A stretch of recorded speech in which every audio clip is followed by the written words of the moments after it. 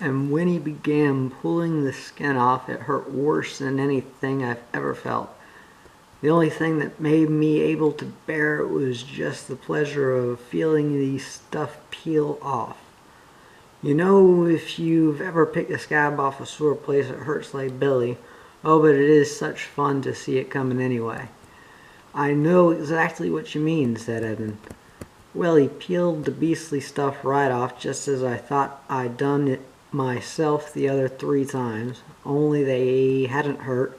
And there it was lying on the grass, only ever so much thicker and darker and more novelty looking than the others had been. And there was I, as smooth and soft as a peeled switch and smaller than I had been. Then he caught hold of me. I didn't like that much, for I was very tender underneath now that I'd no skin on, and threw me into the water.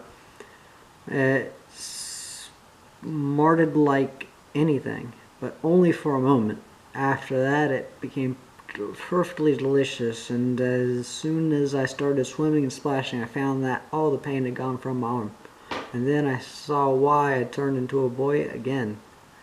You'd think me simply phony if I'd told you how I felt about my own arms. I know they've no muscle and pretty much moldy compared with Caspian's, but I was so glad to see them. After a bit, the lion took me out and dressed me. Dressed you with his paws. Well, I don't exactly remember that bit, but he did somehow or other, in new clothes, the same I've got on now, as a matter of fact. And then suddenly I was back here, which is what makes me think it must have been a dream.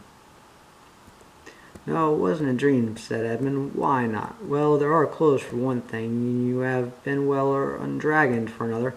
What do you think it was then, said Eustace. I think you've seen Aslan, said Edmund. Aslan, said Eustace. I've heard that name mentioned several times since we joined the Don Treader, and I felt I don't know what I hated it. But I was hating everything then, and by the way, I'd like to apologize. I'm afraid I've been pretty beastly. That's all right, said Edmund. Between ourselves, you haven't been as bad as I was on my first trip to Narnia. You were only an ass, but I was a traitor.